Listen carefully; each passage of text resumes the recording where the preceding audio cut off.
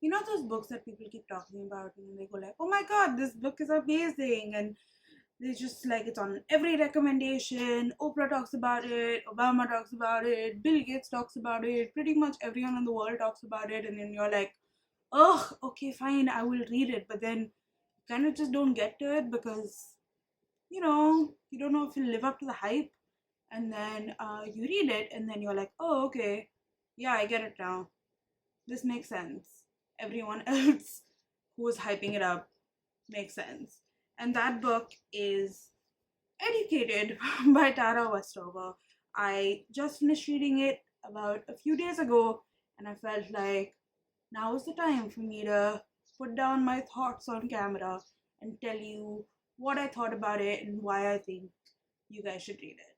Long story short, it's a very well written book. It speaks to, it was easily readable, and just the journey was what a lot of people are calling like a thriller of sorts. And yeah, like her life was a lot, and like there was a lot that happened to her, and she writes about it beautifully. Um, and I definitely feel like you can learn so much about it, and you can reflect on your life, and just all the privileges that you've had, because believe me, we're all so privileged to live the life that we are living right now.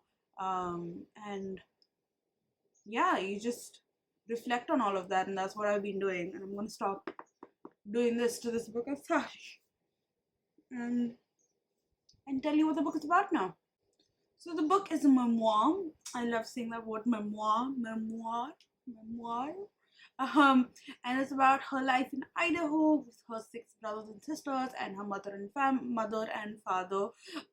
They are what they're Mormon, and but like her father is like a survivalist where he thinks that like they're preparing for the end of days. So it's tough, where he doesn't believe in any form of education. He doesn't believe in anything to do with the government. So they do not send their kids to school. They're made to work with him in his junkyard that he has. And like things like they don't believe in medicine, in modern medicine as well. So like you see instances in the book where people are burnt, like her brother was her his entire all his legs were burnt, but they weren't taken to a hospital, and instead they were put bombs, and you just kind of like dealt with it. And at the same point in time, you also hear of all you you read about all the physical and mental abuse was that she went through, and that a lot of her family also went through. And all of that was ignored by her parents, and it's those parts that made my hands like shake while I was reading the book, because I just couldn't understand how she was put into that position. Um and and like she had to kind of understand why this was happening, and at the same point in time she has to justify it to herself, because that was the only means in which she could survive, because otherwise she was just go mental. um yeah, but this book isn't just about recounting all the horrors that happened to her, but it's also about a story about how a girl decided to live her life and reclaim her own voice, and realize that her voice is loud enough and it doesn't have to be shaped by her parents and her abusers. And understanding that through this education, she also understood the world around her, and understood that it had nuance. For example, when she went to school, went to college for the first time, there are instances which a lot of people talk about in pretty much every single interview. But she went to an art history class, an art history lecture, and she sees a word in the book that she doesn't recognize, which is Holocaust. And she asks her teacher what it is, and everyone looks at her in surprise and thinks that she's being anti Semitic or being a Holocaust denier. And but in fact, she just didn't know what it was because she wasn't told about it by her father or by anyone in her family. She wasn't told about the Civil War. She wasn't told about why the N word is bad, and what it kind of means to people when people say it. I went on a rant there, so I was told to cut myself off.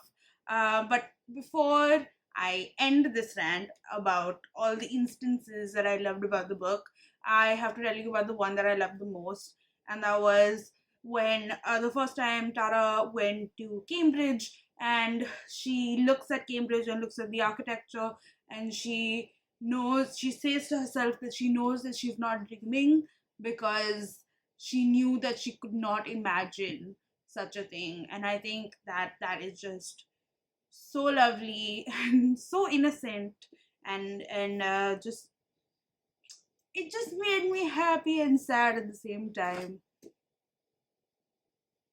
What I truly appreciated about this book was that Tara really made a point to kind of give a holistic and overall view of what was happening. The characters, and that it's the people that were in her life, she made sure that they weren't just painted as black and white. There were so many grays to them. For example, her father may have been manipulative, over possessive, and just um, like slightly delusional and just like cuckoo, but he at the same point in time you could see those instances where he cared for her, and really wanted the best for her at the same point of time. The instance that really stood out for that was, like, for example, where he would sometimes ask about like her college, or when it was the first time that she was moving to Cambridge. He was so fearful of her leaving, because, and I will quote, he says, "If you're in America," he whispered, "we could come for you wherever you are. I've got 1,000 gallons of fuel buried in the field. I could fetch you when the end comes, bring you home, make you safe. But if you're across the ocean, dot, dot, dot." And that just, you know that he has all these delusions about the world coming to an end, and he's done all of these crazy things, but you know in the end he still cares about his daughter. And that's interesting. And then there's the character of Sean, who is her brother, who elder brother, who's just the worst, and has physically and mentally abused her, made her feel terrible, inappropriate in the way she dresses, has put her face in the toilet and not uh, taken her face out of the toilet till she admits that she's a whore, and almost broken her wrist, and just been the absolute worst. And then gaslighted her for all of it, and all of that. But at the same point of time, you see that he cares about her, and like they play games together, and there's like a little bit of tenderness, and you're just like, okay, like he's clearly terrible, but he's not a caricature of evil, and because he's still human, and he was real, he is real, and that I think is what I really, really, really appreciated about this book. In the end, all I would like to say is that I really, really liked the book because it was a book about perseverance, about understanding the privilege that you have as a person, and just um, but at the same time, it wasn't just about, hey, like I went through a really shit time and then I became awesome and went to Cambridge and got my PhD and went to Harvard and all of that sort of stuff. It wasn't just about that, but she also showed all the facets to it where yes, she did go through a tough time, and yes, she persevered and did great and got all this education, but she did at the same point of time have so much of upheaval, wherein she was depressed and she didn't understand what was right or wrong, and she spent like an entire year, or like what felt like a year, I think, in bed watching Buffy the Vampire Slayer for 18 hours a day, which I was like, yep, normal. I do that too sometimes, though it's not Buffy the Vampire Slayer, it's like probably The Office or something, but it felt human, it felt um, emotional, it was supremely well written, and just a great story to read. So I definitely recommend it. It's one of those wonderful memoirs that I feel that a lot of people should read because it gives you perspective, and it is a great read from my side, which is why I'm making this video to tell you all to please read. So, Educated by Tara Westover. Really great read, guys. Check it out. So that's it for me for now. I will, of course, have a lot of other videos that will come up. So please subscribe and stay tuned for more. I have some very exciting stuff that I am going to be making videos about, which I will put on this channel. So please subscribe and like this video and comment down below and let me know what you thought of this book if you read it. I would love to discuss this book because I feel like there's so much to discuss and so much that I couldn't write about because apparently I ramble a lot. So yeah, comment down below, let me know what you thought. If you have any other book that you want to recommend to me, let me know, or you want me to review, let me know. Just comment down below, guys. Just comment. Okay, bye.